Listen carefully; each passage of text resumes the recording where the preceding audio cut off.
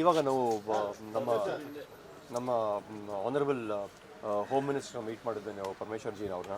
ಒಂಥರ ತುಂಬ ಖುಷಿ ಆಯಿತು. ಒಂಥರ ಅವ್ರು ನಮಗೆ ಟೈಮ್ ಮಾಡಿಕೊಟ್ಟಿದ್ದಕ್ಕೆ ತುಂಬ ಥ್ಯಾಂಕ್ಸ್ ಅಂತ ಹೇಳಿದ್ವಿ ನಾವು. ಮತ್ತು ಹಾಗೆಯೇ ಇಲ್ಲಿ ನಾವು ಆಬ್ವಿಯಸ್ಲಿ ಇಲ್ಲಿ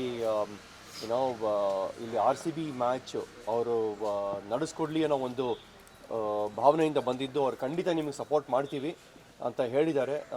ಸೊ ಇನ್ಫ್ಯಾಕ್ಟ್ ಇವತ್ತು RCBನವರು ಬಂದಿದ್ದರು ನಮ್ಮ ಜೊತೆಯಲ್ಲಿ. ಒಂಥರ ಜಾಯಿಂಟ್ ಡೆಲಿಗೇಷನ್ ಬಂದಿದ್ದು KSA ಕಡೆಯಿಂದ ನಾನು ಮತ್ತು ವಿನಯ್ ಮೃತ್ಯುಂಜಯ, ಹಾಗೆಯೇ RCB ಕಡೆಯಿಂದ ಅವರು ರಾಜೇಶ್ ಮೆನನ್ ಅವರು ಬಂದಿದ್ದರು.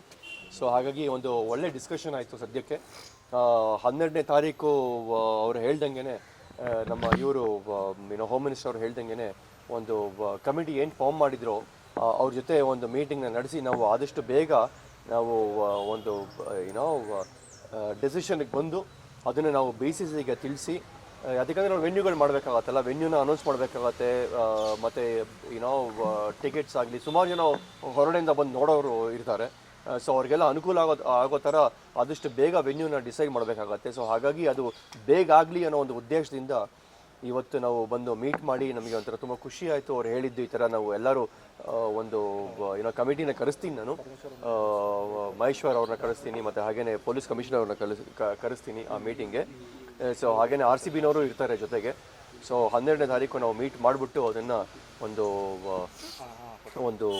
ಡಿಸಿಷನ್ಗೆ ಬರೋಣ ಆದಷ್ಟು ಬೇಗ ಅಂತ ಹೇಳಿದ್ದಾರೆ. ತುಂಬ ಖುಷಿ ಆಯಿತು. ಏನಂದ್ರಿ?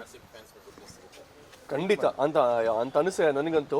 ನಾವು ಅದು ಫಸ್ಟಿಂದನೂ ಹೇಳ್ತಾನೆ ಇದ್ದೀವಿ, ನಮ್ಮ KSA ಪರವಾಗಿ KSA ಕಡೆಯಿಂದ ನಾವು ಏನೇನು ರೆಕಮೆಂಡೇಷನ್ಸ್ ಇದೆಯೋ ಎಲ್ಲನೂ ನಾವು ಪೂರೈಸ್ತೀವಿ ಅಂತಲೇ ಹೇಳಿದ್ದೀವಿ ನಾವು. ಅದು ಫಸ್ಟಿಂದ ನಮ್ಮ ಮಾತು ಕೊಟ್ಟಿದ್ದೀವಿ ನಾವು, ಅದು ಮಾತು ತಪ್ಪೋದಿಲ್ಲ.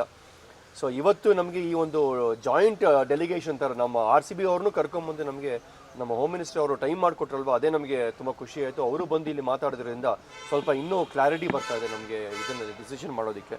ಸೊ ಹಾಗಾಗಿ ಇವತ್ತು ಇನ್ನೊಂದು ಎರಡು ಮೂರು ದಿವಸದಲ್ಲಿ ಖಂಡಿತ ಒಂದು ಒಳ್ಳೆ ಸುದ್ದಿ ಸಿಗತ್ತೆ ಅಂತಾನೆ ಒಂದು ಆ ಭಾವನೆ ಇದೆ ನಮಗೆ.